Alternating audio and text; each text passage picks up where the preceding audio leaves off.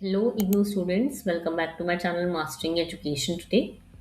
आज के वीडियो में हम लोग BHDC 131 दैट इज़ हिंदी साहित्य का इतिहास, इसके इम्पॉर्टेंट क्वेश्चंस देखने वाले हैं जो पेपर के लिए बहुत इंपॉर्टेंट है और ये क्वेश्चंस करके जाने मैंडेटरी हैं। ऑलराइट, अगर आप ये क्वेश्चंस कर लेते हो तो आप इजीली पास हो जाओगे। ओके, स्टार्ट करते हैं क्वेश्चन नंबर 1 से।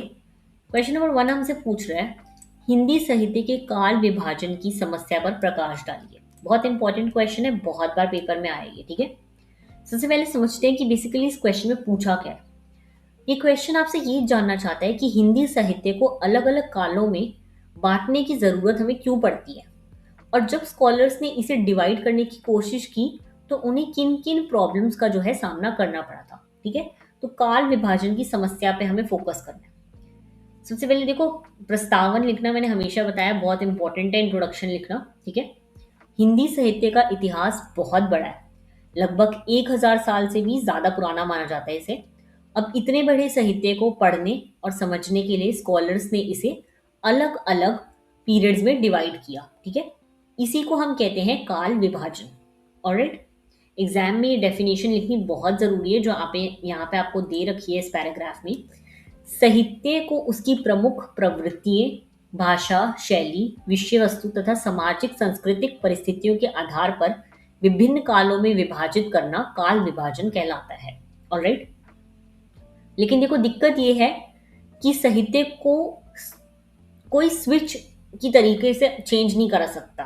ठीक है, धीरे धीरे बदलता है ये, इसी वजह से काल विभाजन एक कंट्रोवर्शियल टॉपिक बन जाता है। लेकिन अब हम ये देखते हैं कि कैसे कैसे इसका काल विभाजन हुआ था, कैसे कैसे इसको बांटा गया। सबसे पहले आते हैं आचार्य रामचंद्र शुक्ल का काल विभाजन। ठीक है, देखो, रामचंद्र शुक्ला सबसे वैज्ञानिक और सबसे अधिक स्वीकृत काल विभाजन रामचंद्र शुक्ला ने दिया था। इन्होंने हिंदी साहित्य को 4 भागों में बांटा था। ठीक है, सबसे पहला आता है आदिकाल, ये वीरता और युद्ध की कहानियों का युग था बेसिकली। ठीक है, फिर आता है भक्ति काल, भक्ति, ईश्वर प्रेम और संत साहित्य का युग था इसमें। फिर आता है आपका रीति काल, आपका श्रृंगार, अलंकार और नायिका भेद का ये वाला युग था। ठीक है, और फिर आता है आधुनिक यानी कि मॉडर्न सोच वाला, नए विचारों वाला युग। ध्यान रखिएगा, एग्जाम में इन चारों को नाम लिखना बहुत जरूरी है। चाहे आप लोग को ये ईयर याद ना रहे, लेकिन अगर आप इनका नाम लिख दोगे और बता दोगे कि इसमें क्या क्या आता है तो भी ये सही रहेगा। ठीक है, फिर आते हैं आचार्य हजारी प्रसाद द्विवेदी का मत। ठीक है, देखो, अब हजारी द्विवेदी जी ने एक इंपॉर्टेंट बात कही थी, उसको याद रखना। उन्होंने बोला कि आदिकाल को ना हम वीर गधा काल कहना पूरी तरह सही नहीं है। क्यों? क्योंकि उस समय सिर्फ वीर कविता ही नहीं लिखी गई थी, उस समय पे हम सीधा साहित्य, नथ साहित्य, जैन साहित्य भी लिखे गए थे। इसीलिए द्विवेदी ने जी कहा, इन्होंने कहा था कि आदिकाल नाम ज्यादा ठीक है, या और जो दूसरा नाम है वीर गथा काल वो हम यूज नहीं करेंगे। तो इनमें जो है यही इंपॉर्टेंट पॉइंट माना गया था, इन्होंने इस वाले को जो है चेंज करा था ऊपर वाले को, क्योंकि इसे वीर गाथा काल भी कहा गया था, इन्होंने कहा था नहीं, इसे सिर्फ आदिकाल कहेंगे। ठीक है, फिर आता है मिश्र बंधुओं का काल विभाजन। इन्होंने हिंदी साहित्य को 5 भागों में डिवाइड किया था। क्या है वो 5? आरंभिक काल, माध्यमिक, अलंकृत, परिवर्तन और वर्तमान। ठीक है, एक लाइन याद रखना इसमें, इस वर्गीकरण को व्यापक स्वीकृत प्राप्त नहीं हुई थी, इसको नहीं माना गया है आज तक कभी भी। ठीक है, अब इसमें प्रॉब्लम क्या आई थी काल विभाजन में? सबसे पहला आता है साहित्यिक प्रवृत्तियों को निरंतर विकास।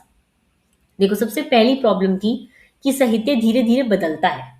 मान लो भक्ति काल शुरू हो गया, इसका मतलब ये नहीं है कि आदिकाल एकदम खत्म हो गया है।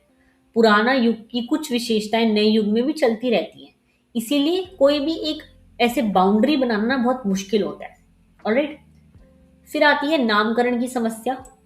देखो, किसी भी काल का नाम उसकी पूरी पहचान नहीं बता पाता, जैसे कि वीर गाथा काल वाले पे हमने देखा, नाम से लगता है सिर्फ वीरता की कहानियां होंगी, लेकिन उस समय में भी धार्मिक, आध्यात्मिक साहित्य भी लिखा गया था, तो इसलिए। ठीक है, स्कॉलर के बीच इसमें काफी डिसएग्रीमेंट हुआ था। समय सीमा का निर्धारण, किसी काल की एग्जैक्ट शुरुआत और एग्जैक्ट अंत बताना बहुत मुश्किल है। एक स्कॉलर कुछ और डेट देगा, दूसरा कुछ और इसी वजह से मतभेद पैदा होते रहते हैं। ठीक है, फिर आते हैं क्षेत्रीय एवं भाषाई विविधता। हिंदी साहित्य सिर्फ एक भाषा में डेवलप नहीं हुई, इसमें बहुत तरह की अवधी, मैथिली, बहुत सारी भाषा है। जैसे देखो, अब ये सबको एक ही टाइमलाइन में फिट करना बहुत आसान नहीं है, इसलिए ये भी बहुत बड़ी प्रॉब्लम बनती थी, क्योंकि सब लोग कहते थे कि नहीं, हमारी भाषा का टाइम ये था, हमारा ये था, ऐसे। ठीक है। फिर आता है ऐतिहासिक एवं सामाजिक परिवर्तनों का प्रभाव। जब समाज बदलता है तो साहित्य भी बदलता है, राजनीति बदलती है, धर्म बदलता है, संस्कृति बदलती है, तो साहित्य भी ऑब्वियसली बदलेगा ही। इसलिए सिर्फ सालों के अंदर एक एक साहित्य को डिवाइड करना ना सही नहीं माना जाता था, इसलिए ये वाला भी प्रॉब्लम एक आता था इसमें। ऑलराइट, कोई इतना डिफिकल्ट नहीं था, इजी था। हमें सिर्फ काल विभाजन याद रखने हैं, जो मेन जो 3 स्कॉलर्स थे इनका याद रखना है, और ने क्या क्या दिया था ये सब। ठीक है। अब हम आते हैं क्वेश्चन नंबर 2 पे। भक्ति आंदोलन के उदय के कारणों की विवेचना कीजिए। देखो, इस क्वेश्चन में ना हमसे बेसिकली पूछ रहा है कि भक्ति आंदोलन क्यों शुरू हुआ था, उसके पीछे राजनीतिक, सामाजिक, धार्मिक और सांस्कृतिक कारण पूछे गए हैं। लेकिन ध्यान रखिएगा, क्वेश्चन सिर्फ भक्ति आंदोलन की विशेषताएं या संतों के बारे में नहीं पूछ रहा। क्वेश्चन हमें स्पेसिफिकली यहाँ पे पूछ रहा है उदय के कारण। ठीक है। अगर आप एग्जाम में सिर्फ कबीर, तुलसीदास और सूरदास के बारे में लिख देंगे तो आंसर अधूरा माना जाएगा, नंबर नहीं मिलेंगे, तो इस चीज का ध्यान रखना। ठीक है। प्रस्तावन से समझते हैं। सबसे पहले देखो, पहले समझते हैं भक्ति आंदोलन था क्या। हिंदी साहित्य में भक्ति काल को लगभग 1375 से 1700 तक का समय में माना जाता है। ये समय आपको याद रखना पड़ेगा इसमें। ठीक है। इस काल में हमारे पास कबीर, तुलसीदास, सूरदास, मीराबाई, रायदास और जयसी जैसे महान संत कवि होते थे। ठीक है। लेकिन भक्ति आंदोलन सिर्फ धार्मिक मूवमेंट नहीं था, ये एक बड़ा सामाजिक और सांस्कृतिक जन आंदोलन था। इसने लोगों को बेसिकली प्रेम, समानता, मानवता और भक्ति का संदेश दिया था। अब सवाल ये आता है कि आंदोलन शुरू क्यों हुआ था, क्या कारण थे इसके शुरू होने के। सबसे पहले प्रमुख कारण अगर देखें तो एक तो था राजनीतिक कारण। उस समय भारत में लगातार विदेशी आक्रमण हो रहे थे, मुस्लिम शासन की जो है स्थापना भी हो चुकी थी, और युद्ध, अशांति, राजनीतिक अस्थिरता जो है कारण बनता था लोगों के अंदर। बहुत ज्यादा जो है निराशा पैदा हो गई थी, भय पैदा हो गया था। तो उस माहौल को ठीक करने के लिए, ठीक है, लोगों को सहारे की जरूरत थी, तो लोगों ने ईश्वर की भक्ति में शांति और आत्मिक सहारा ढूंढने की कोशिश करी थी। इसी वजह से भक्ति आंदोलन को जन समर्थन मिलना शुरू हुआ था। ठीक है। फिर आता है आपका सामाजिक एवं धार्मिक कारण। देखो, उस समय हिंदू समाज कई बुराइयों से घिरा हुआ था। बहुत सारी जो प्रथाएं होती थी इसमें, जैसे कि जाति प्रथा, छुआछूत की बीमारी, अंधविश्वास, ये सब। धर्म का असली उद्देश्य कहीं ना कहीं खो गया था। लोग भारी दिखावे और कर्म कांडों में बहुत ज्यादा उलझ गए थे। तभी भक्ति संतों ने कहा था, ईश्वर तक पहुंचने के लिए जाति या कर्म कांड की नहीं, सच्चाई, सच्ची दिल से भक्ति करने की जरूरत होती है। ठीक है। इसलिए इसमें जो है कबीर ने भी कहा था, बहुत एक इंपॉर्टेंट लाइन है कबीर जी की जो आपको यहाँ पे याद रहनी चाहिए, जाति ना पूछो साधु की, पूछ लीजिए ज्ञान। ये लाइन सामाजिक समानता का संदेश देती है। इसलिए भक्ति आंदोलन एक बड़ा समाज सुधार आंदोलन भी बन गया था। ठीक है। फिर आता है आपका दक्षिण भारत की भक्ति परंपरा का प्रभाव। भक्ति आंदोलन की शुरुआत असल में देखो दक्षिण भारत से हुई थी। दक्षिण भारत का महान आचार्यों ने भक्ति को एक नया दिशा दी थी, जैसे कि माधवाचार्य और रामानुजनाचार्य।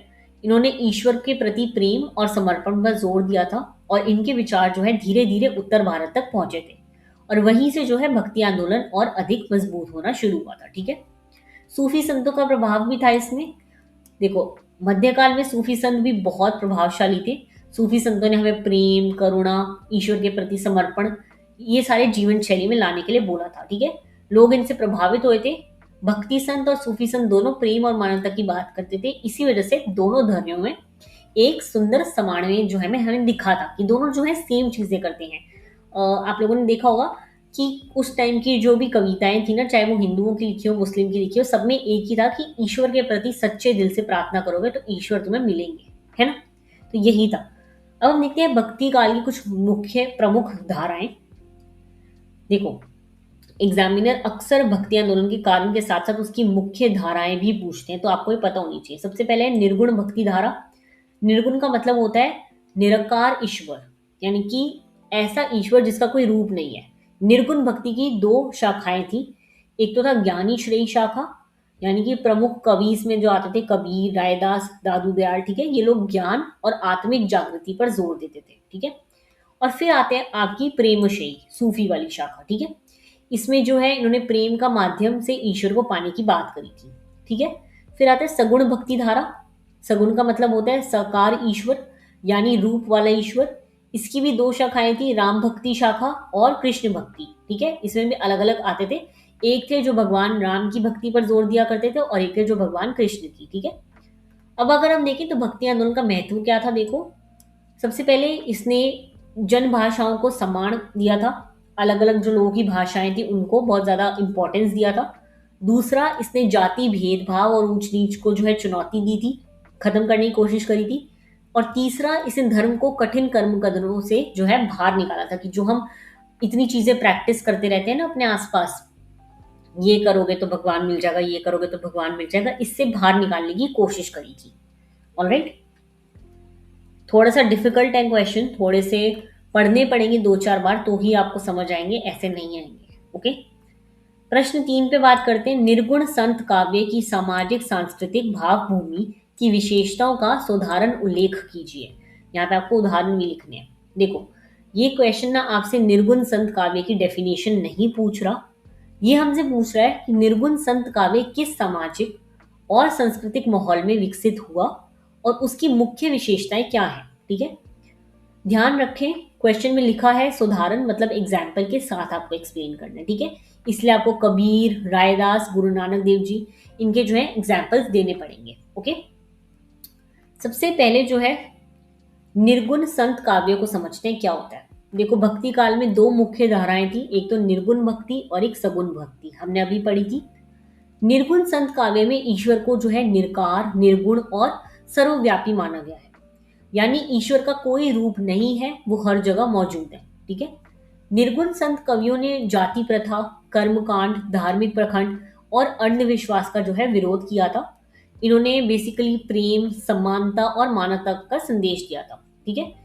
इस जो धारा है, इसके प्रमुख संत थे कबीर, रायदास, गुरु नानक और दादू दयाल। ठीक है, एग्जाम में ये नाम याद रखना, पूछे जाते हैं।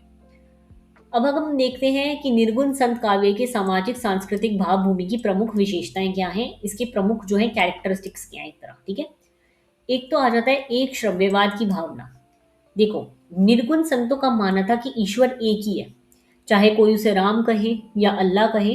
कबीर ने हिंदू और मुस्लिम दोनों को एकता का संदेश दिया था। कबीर का प्रसिद्ध वाक्य है, अल्लाह राम एक है। ठीक है, नाम धरा दो भाई, ये याद रखना, ये लाइनें आपको लिखनी जरूरी है पेपर में। ठीक है, इन्होंने कहा था बेसिकली नाम अलग हो सकते हैं लेकिन भगवान एक ही है। उस समय जो है हिंदू मुस्लिम में तनाव था, निर्गुण संतों ने लोगों को जोड़ने के लिए काम करा था ये। ठीक है, दूसरा आता है जाति भेद और ऊंच नीच का विरोध। देखो, उस समय समाज जातियों में बटा हुआ था, लोगों को उनकी जाति के हिसाब से ऊपर और नीचे माना जाता था। निर्गुण संतों ने इसका विरोध किया था। इन्होंने कहा था कि इंसान की जो पहचान है उसकी जाति से नहीं, उसके कर्म और ज्ञान से होती है। रायदास जो है खुद समाज के निचले वर्ग से आते थे, लेकिन फिर भी वह महान संत बने। और कबीर ने भी जाति प्रथा की तीखी आलोचना की थी। ठीक है, तो सिंपल लैंग्वेज में संतों ने कहा सब इंसान बराबर है, कोई ऊपर नीचे नहीं है। ओके, फिर आता है आपका बहान, आंडबार और कर्मकांड का विरोध। देखो, निर्गुण संतों को धार्मिक दिखावा पसंद नहीं था। उस समय लोग तीर्थ यात्रा, मूर्ति की पूजा, व्रत वगैरह रखना, इस सबको जो है धर्म समझने लगे थे।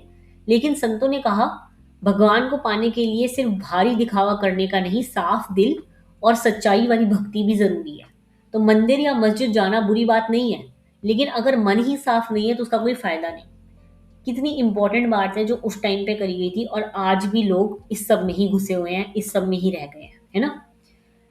फिर आता है देखो गुरु की महत्व। निर्गुण संत काव्य में गुरु का बहुत बड़ा स्थान है। संतों का मानना था कि गुरु ही सच्चा मार्गदर्शक है, गुरु ही अंधकार से प्रकाश की तरफ ले जाता है। और कबीर की बहुत फेमस दोहे भी हैं, गुरु गोविंद दो खड़े काके लागू ये बहुत फेमस है, सबने पहले स्कूल में ये पढ़ी हुई है। कबीर जी की पोयम हम लोगों ने बहुत पढ़ी हुई है, तो हमने तब पढ़ा हुआ है। ठीक है, अगर गुरु और भगवान दोनों सामने खड़े हो जाएं तो पहले गुरु को प्रणाम करना चाहिए, क्योंकि गुरु ही भगवान तक पहुंचाने का रास्ता बताते हैं। ओके, फिर आता है जन भाषा एवं संदुकड़ी भाषा का प्रयोग। देखो, संतों का उद्देश्य था आम लोगों तक अपनी बात पहुंचाना, इसलिए उन्होंने कठिन सांस्कृतिक प्रयोग नहीं किया था, उन्होंने सरल और जन भाषा का प्रयोग किया था। कबीर की भाषा को संदुकड़ी भाषा कहा जाता था। इसमें कोई भाषा के शब्द मिलते थे, ब्रज, अवधी, पंजाबी, राजस्थानी सब मिलते थे इसमें, ठीक है। तो जो भाषा आम आदमी समझ सकता है वही संतों ने यूज करी थी। फिर है रहस्यवाद और आध्यात्मिक अनुभव।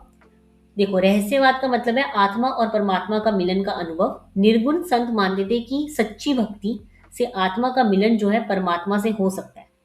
इन्होंने इस अनुभव को प्रेम, वीरा, साधना के माध्यम से व्यक्त किया।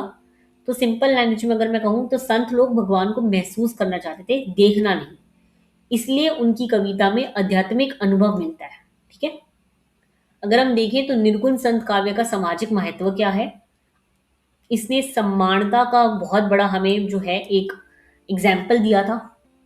प्रेम और भाईचारे को मजबूत करने के ऊपर बात करी थी, जाति प्रथा को चैलेंज किया था, धार्मिक कर्ता धर्ता को विरोध करा था कि जो हम लोग चीजें करते हैं, और मानवता को सबसे ऊपर रखा था। ऑलराइट, इजी था, कोई इतना डिफिकल्ट नहीं था क्वेश्चन। तुम्हें थोड़ा बहुत याद रखनी है ये चीजें कि किसने क्या कहा था। ऑलराइट, अब अगर तुम्हें ये समझ आ रहा है तो तुम लोग मेरे को नीचे बताओ पहले कि तुम्हें क्या चीजें समझ आ रही हैं या नहीं। अगर आ रही हैं तो तुम नीचे कमेंट करना 2 के लिए, तो हम पार्ट 2 में प्रश्न 4 से स्टार्ट करेंगे और ये डिस्कस करना शुरू कर देंगे। ओके, बाकी तुम लोग ये पीडीएफ परचेज कर सकते हो मेरे से। नीचे मैंने इंस्टाग्राम का लिंक और टेलीग्राम का लिंक दिया है, उस पर तुम लोग मेरे को डीएम करके ये पीडीएफ परचेज कर सकते हो बहुत ही मिनिमम अमाउंट के लिए, और इससे पढ़ सकते हो अपने एग्जाम के लिए। ऑलराइट, बाकी मिलते हैं नेक्स्ट वीडियो में hopefully. All the very best for your exam. Thank you so much.